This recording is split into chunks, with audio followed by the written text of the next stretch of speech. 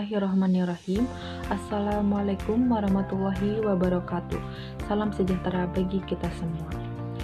Yang terhormat Bapak dosen dan teman-teman semuanya, kami dari kelompok 6 yang mengerotakan saya sendiri Hidanur Hidayah dengan NPM 2022100069 sebagai moderator dan pemateri yang ke-1, dan rekan saya yaitu Sri Rahmah Nurjana dengan NPM 2022100071 sebagai pemateri yang kedua, dan yang terakhir yaitu ada Sri Ningsih dengan NPM 2022100045 sebagai pemateri yang ketiga. Pada kesempatan kali ini kami akan mempresentasikan tentang penilaian otentik dalam pembelajaran bahasa dan sastra yang berorientasi pada pendidikan karakter. Pembahasan yang akan kita bahas yaitu ada 9 poin penting yang di dalam penilaian otentik dalam pembelajaran bahasa dan sastra yang berorientasi dalam pendidikan karakter.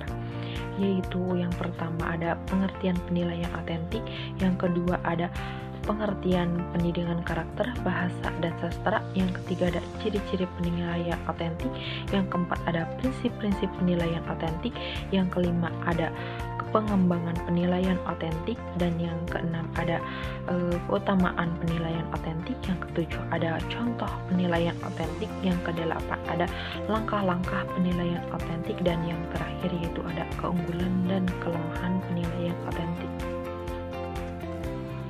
Materi yang pertama yaitu tentang pengertian penilaian otentik.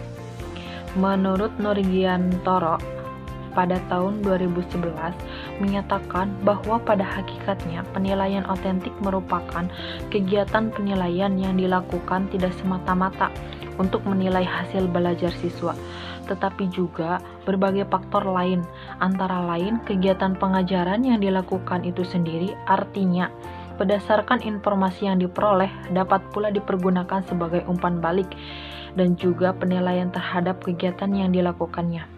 Penilaian otentik juga merupakan sebutan yang digunakan untuk menggambarkan tugas-tugas yang real yang dibutuhkan oleh para siswa untuk melaksanakan dalam menghasilkan pengetahuan mereproduksi kegiatan. Materi yang kedua yaitu pengertian pendidikan karakter, bahasa, dan sastra. Yang pertama, pendidikan karakter.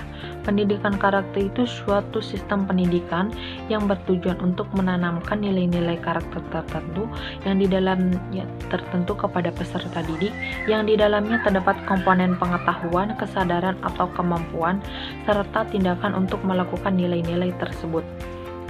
Pendidikan karakter juga sangatlah erat hubungannya dengan pendidikan moral, di mana tujuannya untuk melatih kemampuan siswa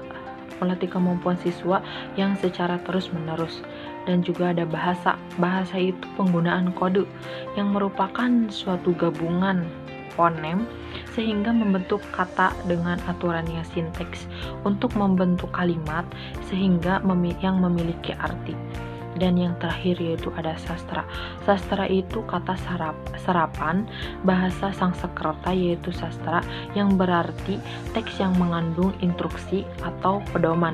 Dari kata sastra ini berarti instruksi atau ajaran. Dalam bahasa Indonesia, kata ini bisa digunakan untuk merujuk kepada kesastraan atau sebuah jenis tulisan yang memiliki arti atau keindahan tertentu.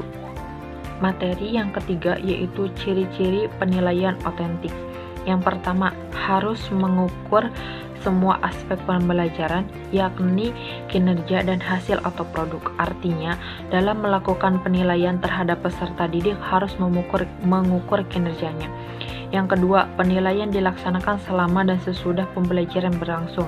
Artinya, penilaian ini guru dituntut untuk melakukan penilaian terhadap kemauan dan alat kompetensi proses pembelajaran peserta didik. Yang ketiga, menggunakan berbagai cara atau sumber. Jadi, artinya dalam melakukan penilaian terhadap peserta didik menggunakan berbagai teknik sesuai dengan tuntutan kompetensi. Dan yang keempat, tesnya hanya salah salah satu alat pengumpulan data penilaian. Jadi artinya dalam melakukan penilaian terhadap pencapaian ini, kompetensi tertentu harus secara komprehensif. Dan yang kelima, tugas-tugas diberikan kepada peserta didik harus mencerminkan bagian-bagian kehidupan yang nyata dalam setiap harinya. Dan yang terakhir, penilaian harus menekankan kedalaman pengetahuan dan keadilan peserta didik, bukan kelulusannya. Jadi artinya, dalam melakukan penilaian terhadap pencapaian kompetensi ini harus mengukur kedalamannya terhadap penguasaan kompetensi. Mungkin itu saja yang dapat saya sampaikan. Materi selanjutnya akan dibahas oleh Sri Rahmah Nurjanah. Kepada Sri Rahmah Nurjanah kami persilahkan. Baik, terima kasih kepada moderator yang telah memberikan saya waktu untuk menyampaikan materi. Di sini saya akan menyampaikan materi mengenai prinsip-prinsip penilaian otentik. Yang pertama ada objektif. Objektif berarti penilaian berbasis pada standar dan tidak dipengaruhi oleh faktor subjektivitas penilai. Yang kedua ada terpadu. Terpadu berarti penilaian oleh pendidik dilakukan secara terencana, menyatu dengan kegiatan pembelajaran dan berkesinambungan. Yang ketiga ada ekonomis. Ekonomis berarti penilaian efisien dan efektif dalam perencanaan, pelaksanaan, dan pelaporannya. Kemudian yang keempat, transparan. Transparan berarti prosedur penilaian, kriteria penilaian, dan dasar pengambilan keputusan dapat diakses oleh semua pihak. Yang kelima ada akuntabel. Akuntabel berarti penilaian dapat dipertanggungjawabkan kepada pihak eksternal sekolah maupun internal untuk aspek teknik, penilaian, dan hasilnya. Kemudian yang keenam ada edukatif. Edukatif berarti memberikan, mendidik dan memotivasi peserta didik dan guru. Baik, materi berikutnya yaitu mengenai pengembangan penilaian otentik. Yang pertama ada penentuan standar. Penentuan standar ini dimaksudkan sebagai sebuah penyusunan tentang apa yang harus diketahui atau dapat dilakukan pembelajar. Standar dapat diobservasi dan diukur. Kemudian yang kedua ada penentuan tugas otentik. Penentuan tugas otentik adalah tugas-tugas yang secara nyata diberikan kepada pembelajar untuk mengukur pencapaian kompetensi yang dibelajarkan, baik ketika kegiatan pembelajaran berlangsung maupun ketika sudah berakhir. Yang ketiga yaitu pembuatan kriteria. Pembuatan kriteria merupakan pernyataan yang menggambarkan tingkat capaian dan bukti-bukti nyata capaian belajar subjek belajar dengan kualitas tertentu yang diinginkan. Pembuatan kriteria harus mengacu pada ketentuan-ketentuan yang selama ini dinyatakan dengan baik dalam arti efektif untuk keperluan penilaian hasil belajar. Ketentuan-ketentuan itu antara lain, yang pertama harus dirumuskan secara jelas, yang kedua harus singkat dan padat, yang ketiga dapat diukur dan karenanya haruslah dipergunakan kata-kata kerja yang operasional. Yang keempat, menunjukkan pada tingkah laku hasil belajar apa yang mesti dilakukan dan bagaimana kualitas yang dituntut. Yang kelima, sebaiknya ditulis dalam bahasa yang dipahami oleh subjek didik. Kemudian yang keempat, ada pembuatan rubrik. Pembuatan rubrik ini dalam sebuah rubrik harus terdapat dua hal pokok yang harus dibuat, yaitu kriteria dan tingkat capaian kinerja atau level of performance tiap kriteria. Kriteria berisi hal-hal esensial, standar, atau kompetensi yang ingin diukur tingkat capaian kinerjanya yang secara esensial, dan konkret mewakili standar yang diukur capaiannya. Kemudian tingkat capaian kinerja pihak lain umumnya ditunjukkan dalam angka-angka, dan yang lazim adalah 1-3 atau 1-5 besar kecilnya angka, sekaligus menunjukkan tinggi rendahnya capaian penilaian. Penilaian tingkat capaian kinerja seorang pembelajar dilakukan dengan menandai angka-angkanya yang sesuai.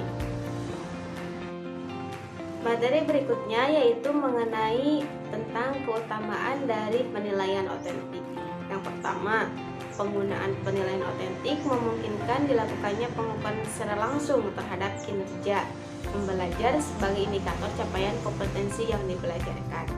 Yang kedua, penilaian otentik memberi kesempatan pembelajar untuk mengkonstruksikan hasil belajarnya. Penilaian ini haruslah tidak sekedar meminta pembelajar untuk mengulang apa yang telah dipelajari saja, karena hal demikian hanyalah melatih mereka menghafal dan mengingat saja yang kurang bermakna. Kemudian yang ketiga, penilaian otentik memungkinkan terintegrasikannya kegiatan pengajaran, belajar, dan penilaian menjadi satu paket kegiatan yang terpadu. Yang terakhir, yang keempat, yaitu penilaian otentik memberi kesempatan pembelajar untuk menampilkan hasil belajarnya untuk kerjanya dengan cara yang dianggap mereka paling baik. Singkatnya, model ini memungkinkan pembelajar memilih sendiri caranya, bentuknya, atau tampilan yang menurutnya paling efektif. Mungkin itu saja materi yang dapat saya sampaikan. Kurang lebihnya saya mohon maaf. Saya kembalikan lagi kepada moderator. Baik, terima kasih kepada Sri Rahmah Dujanah telah menyampaikan materi, dan materi yang selanjutnya akan dibahas oleh Sri Ningsih. Kepada Sri Ningsih kami persilahkan. Baik, terima kasih. Saya Sri Ningsih akan menyampaikan materi selanjutnya. Sebelumnya saya mengucapkan terima kasih kepada moderator yang telah memberikan saya kesempatan untuk menyampaikan materi yang ketiga. Materi yang akan saya bahas yang pertama yaitu tentang contoh penilaian otentik. Contoh penilaian otentik diantaranya yaitu ada penilaian otentik dalam pembelajaran menyimak. Nah, dalam pembelajaran menyimak ini, dimisalkan seorang guru akan melaksanakan kegiatan pembelajaran menyimak. Ia bermaksud menggunakan metode pembelajaran menyimak DLTA. Berdasarkan metode yang dipilihnya, ia harus menyusun LKP sebagai bukti aktivitas pembelajaran. Apa sih LKP itu? Nah, LKP itu adalah singkatan dari lembar kerja proses. Nah, beberapa jenis aktivitas yang disusun ke dalam LKP sejalan dengan metode DLTA adalah yang pertama yaitu ada tahap prasimak. Di tahap prasimak ini ada prediksi bacaan. Nah, selanjutnya itu ada tahap menyimak. Di tahap menyimak ini ada 3 poin penting yaitu identifikasi struktur cerita, yang kedua yaitu makna kata sulit, yang ketiga ada uji prediksi. Selanjutnya yaitu ada tahap pasca simak. Nah, di tahap pasca simak ini ada peta perjalanan tokoh atau peta cerita dan menceritakan kembali apa yang sudah disimak. Nah, selanjutnya yaitu ada penilaian otentik dalam pembelajaran berbicara. Dalam pembelajaran berbicara ini, dimisalkan seorang guru akan melaksanakan kegiatan pembelajaran berbicara. Ia bermaksud menggunakan metode pembelajaran berbicara bermain peran profesional. Berdasarkan metode yang dipilihnya, ia harus menyusun LKP sebagai sebagai bukti aktivitas pembelajaran. Beberapa jenis aktivitas yang disusun ke dalam LKP tersebut yaitu ada tahap prabicara. Nah, di tahap prabicara ini ada 2 LKP yang harus disusun. Yang pertama yaitu ada LKP eksplorasi peristiwa, yang kedua ada LKP naskah berbicara. Nah, di tahap selanjutnya itu ada tahap berbicara. Nah, di tahap berbicara ini ada 1 LKP yang perlu disusun yaitu LKP kemampuan berbicara. Selanjutnya ada tahap pasca bicara. Nah, di dalam tahap pasca bicara ini ada 2 LKP yang harus disusun. Yang pertama ada LKP diskusi performa dan LKP diskusi isi. Nah, yang contoh ketiga yaitu ada penilaian otentik dalam pembelajaran membaca. Nah, dalam pembelajaran membaca ini, dimisalkan seorang guru akan melaksanakan kegiatan membaca. Ia bermaksud menggunakan metode pembelajaran DRTA. Berdasarkan metode yang dipilihnya, dia juga harus menyusun LKP sebagai alat bukti aktivitas pembelajarannya. Nah, beberapa jenis aktivitas yang disusun ke dalam LKP sejalan dengan metode DRTA yaitu ada tahap prabaca. Nah, di tahap prabaca ini ada 1 LKP yang harus disusun oleh guru. Nah, apa itu? Yaitu ada LKP tahap prabaca. Nah, di LKP tahap prabaca ini ada prediksi bacaan. Nah, selanjutnya itu ada tahap membaca. Di tahap membaca ini ada 2 LKP yang harus disusun. Yang pertama yaitu ada LKP tahap membaca. Di dalam LKP tahap membaca ini berisi tentang makna kata sulit. Selanjutnya yaitu ada LKP tahap membaca. Nah, di LKP tahap membaca yang kedua yaitu ada uji prediksi. Nah, selanjutnya yaitu ada tahap pasca baca. Nah, di tahap pasca baca ini ada LKP tahap pasca baca, yaitu ada peta perjalanan tokoh atau peta cerita. Nah, selanjutnya yaitu ada LKP tentang tahap pasca baca, yaitu menceritakan kembali apa yang sudah dibaca. Contoh selanjutnya atau contoh yang keempat yaitu ada penilaian otentik dalam pembelajaran menulis. Nah, misalkan seorang guru akan melaksanakan kegiatan pembelajaran menulis karangan argumentasi. Ia bermaksud menggunakan model proses menulis. Berdasarkan model yang dipilihnya, ia juga harus menyusun LKP sebagai alat bukti aktivitas pembelajarannya. Nah, beberapa jenis aktivitas yang disusun ke dalam LKP sejalan dengan model yang digunakan oleh guru yaitu ada tahap pra-menulis. Nah, di tahap pra-menulis ini ada 2 LKP yang harus disusun. Yang pertama LKP identifikasi ide, yang kedua yaitu ada LKP kerangka karangan. Selanjutnya di tahap menulis. Nah, di tahap menulis ini ada 1 LKP yang harus disusun, yaitu ada LKP draft tulisan. Selanjutnya ada tahap pasca baca. Nah, di tahap pasca baca ini ada LKP editing, LKP revising, dan LKP publishing. Nah, contoh selanjutnya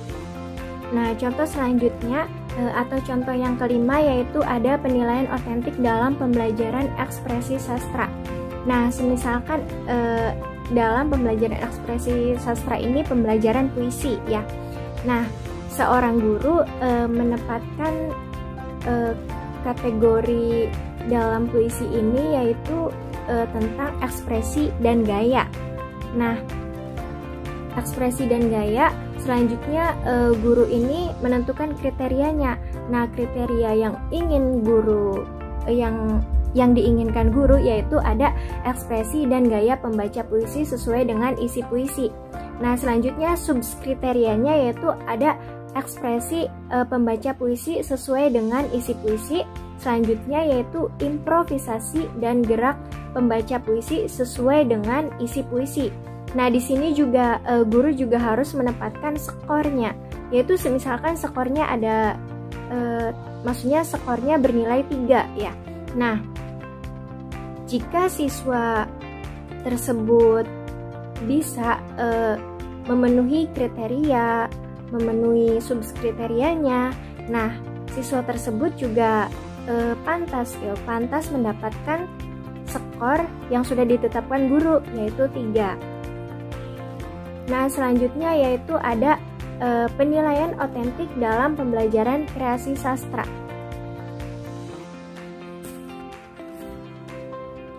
Nah, dalam pembelajaran menulis sastra penilaian otentik dapat dilakukan pada proses dan produk hasil pembelajaran.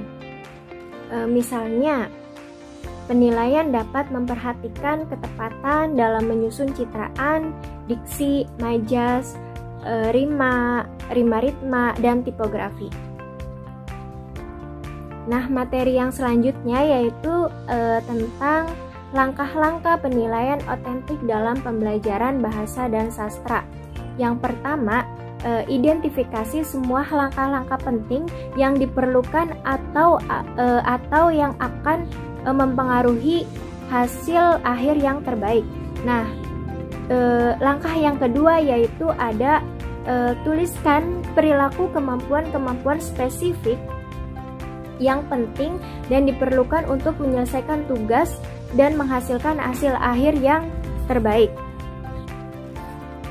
Langkah selanjutnya atau langkah yang ketiga yaitu usahakan untuk membuat kriteria-kriteria kemampuan yang akan diukur tidak terlalu banyak sehingga kriteria tersebut dapat diobservasi selama siswa melaksanakan tugas.